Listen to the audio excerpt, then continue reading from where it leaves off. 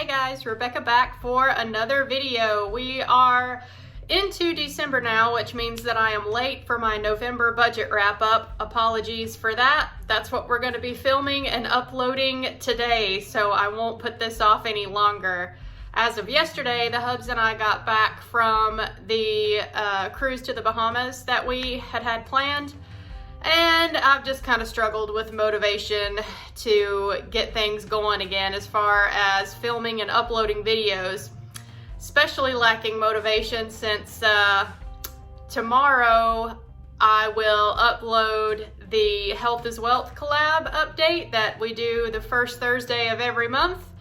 Like I said, I got back from the cruise yesterday, so I weighed myself this morning so I could have an updated weight, and spoiler alert, it was bad. So tomorrow's video is going to be a little bit of a confession. Stay tuned for that one, but it is what it is. I knew we were going to do what we wanted to do on the cruise and not worry about diet, and yeah, we didn't set foot in the gym on the cruise ship either, so oh well, stay tuned for that video tomorrow. Today, let's take a look at the November budget and see how that went. So, as usual, I will start with my income first, and I have my income sources blocked out for privacy, but I had budgeted to bring in about $3,955 for November, and actually came in a little bit over. I came in at $4,362.69, so that's pretty good. Moving on down to the bills and spending section of my budget, I always list my regular monthly bills first. Starting at the top, we have the house payment. It's always $668. After that, we have Duke Energy, our power bill. Budgeted $160 for that, came in at $146.24, so a little bit under there. Water bill, we always budget $50, came in at $42.83. Phone bill for my cell phone is always the same, $60.60. Gym membership is next. For November, it was $23.06 as usual. Gas for my car, I budget $100 for that every month, and usually I do come in under, but in November we had a lot of property to go look at. Also, I worked overtime one week, so I actually ended up coming in a little bit over my gas budget this month. I came in at $106.75. Not too bad though. Oil filters, I buy a bunch of oil filters all at once for my husband whenever he does the oil changes for my car. And I had run out, so it was time to get me another pack of 10 or 12. I can't remember now how many I bought. Anyhow, I budgeted $100 for that, and the cost was actually $86.25, so that's pretty good. Came in under there as well. Next line item in the budget, I planned on getting a pedicure before I went on the cruise, and I had budgeted about $35 for that. And actually I came in right on target. My husband ended up giving me $10 for a tip though. So I only paid $25 for the pedicure. The husband covered my tip. Next line item is hotel room. The hubs and I went down a day early for our cruise so that we wouldn't have to drive all the way to the port the same day we sail. We got a hotel room the night before, and that was $154.35. Now we will get into the line items that weren't planned for ahead of time. The next line item there is Walmart, and that most likely was just household supplies, maybe a couple things I needed to get for the cruise. That was $73.23. Next line item, y'all are gonna kill me, but I promise this is the first and only and last fish tank supplies thing that you will see in my budget for a while.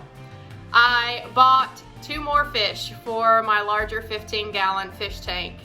I have it set up the way that I liked, but what I was lacking was really just a nice centerpiece fish that when you look at the tank, your eyes get drawn to this particular fish. I wanted something really bright and colorful. And I took a look at one of the online companies that I order my fish from, and they had this beautiful pair of fish that they would not separate, so I went ahead and bought the pair. They were listed at about $70 a piece, So yeah, I wish I could have just got one, but it was a pair of them, so I had to buy both.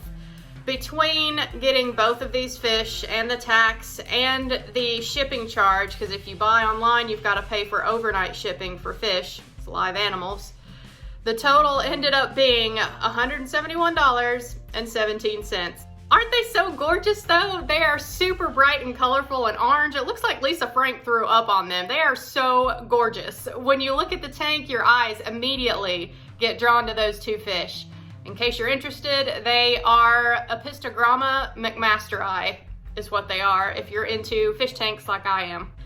Next line item is Amazon for $140.45. This was a big order of vitamins for me. I have to take a bunch of vitamins every day. And I also bought a 5-pound bag of whole bean coffee. I was getting low on coffee, and really, I mean, the vitamins and the coffee are both non-negotiables in my book. So yeah, $140.45 spent at Amazon in November. Next line item is Aldi, $55.72. We were just in between grocery trips. I decided to go and pick up a few things that we needed, and yeah, spent 55 bucks at Aldi.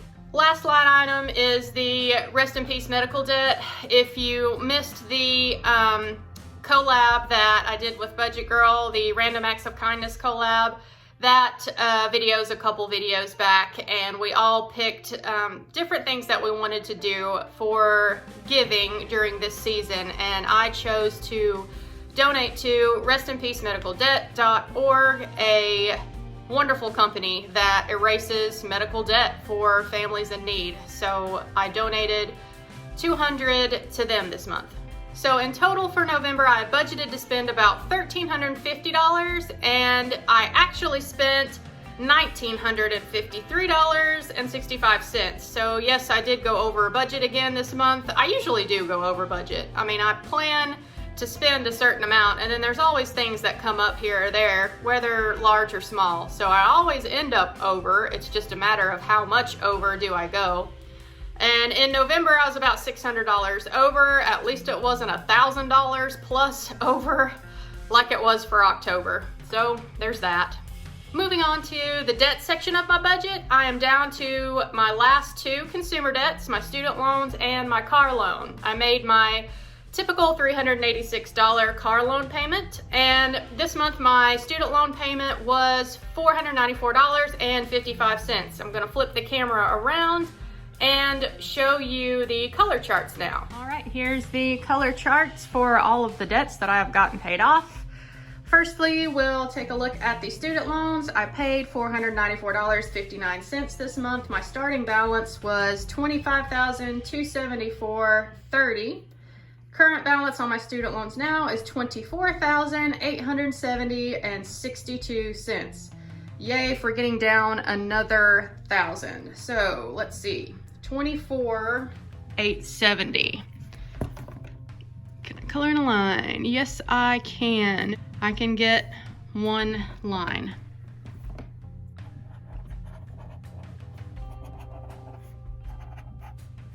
Okay, I'll take it. Now, we'll take a look at the car loan. For the car loan, I made my typical $386 payment. My starting balance on the car loan was $19,434.61. It is now $19,170.26.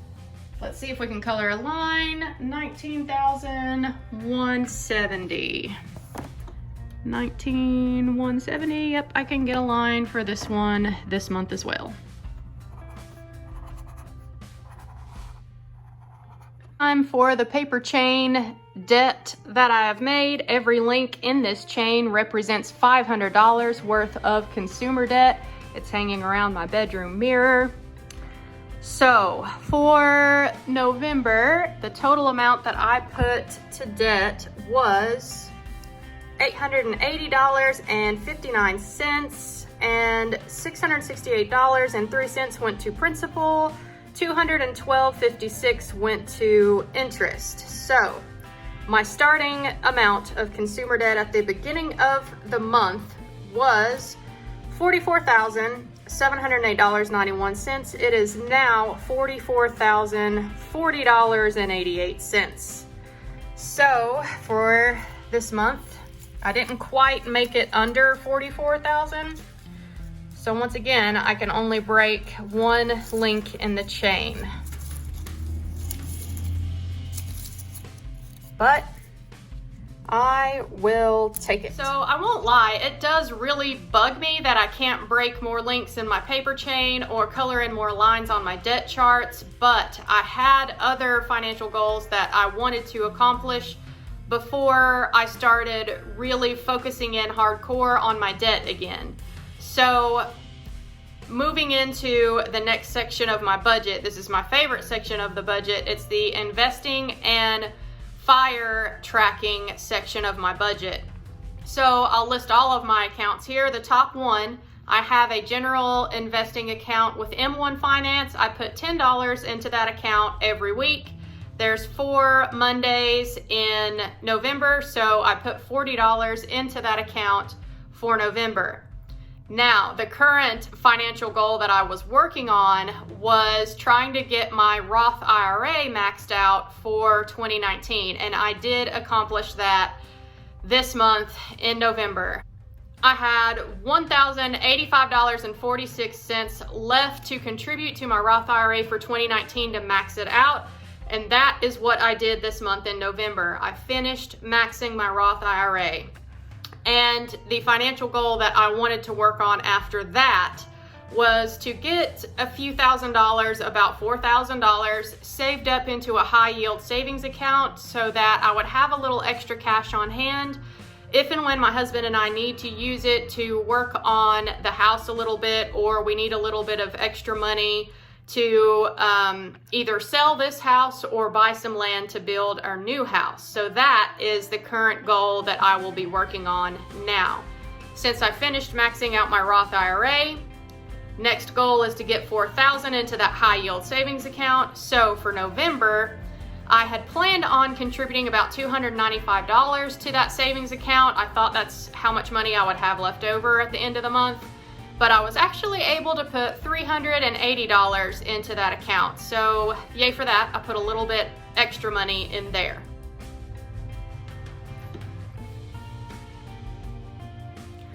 The next item in this section of the budget is a savings account that I keep open with a local credit union. I don't contribute anything to this account. It just earns a couple cents interest every month, and I did get that couple cents of interest earned. I didn't contribute anything to this account, so that's why the actual column is blank. And lastly, I have my 403B retirement account at work. I expected my contributions this month to be about $435. It was actually $405.87 this month. I expected my employer match to be about $250, and it came in at $231.92. So totals for the month of November, I had budgeted to put about $2,105.48 towards my various retirement, investing, and savings accounts. I actually put in a little bit over $2,143.25. Yay for investing and savings. Moving on to look at the totals for all of these accounts. My total amount that I have in my general investing account with M1 Finance is $360.91. My current balance now in my Roth IRA is $6,218.15. My Betterment savings account sits at $883.02. The goal is to get that up to $4,000. My savings account with the local credit union is sitting at $26.13. And my 403B as of the end of November was at $51,964.48. So in total, all of my savings, investing, and retirement accounts sit at $59,452.69. Almost crossed that $60,000 mark. And looking at my savings rate for the month and the am I financially independent yet? My savings rate for the month of November was 44.32%. Awesome. And my am I financially independent yet? I am 4.95% of the way there. My goal is to get to 1.2 million before I declare myself financially independent. All right, so that should about cover it for the month of November, guys. Thanks for watching this video. Again, I wish I could put more towards debt, but I am working on other things right now. I will focus again on my debt really strongly as soon as I am able to. I just want to get that $4,000 saved up in my savings account, and then come 2020, I'll start working on my Roth IRA for 2020. Once that's done, I'm gonna start attacking this debt again and get it gone. Wealth building is a process and a journey. This is how my journey looked for the month of November. Let me know how y'all did for November in the comment section down below. I'll see y'all tomorrow for that awful confession Health is Wealth collab video. Yeah, see you then.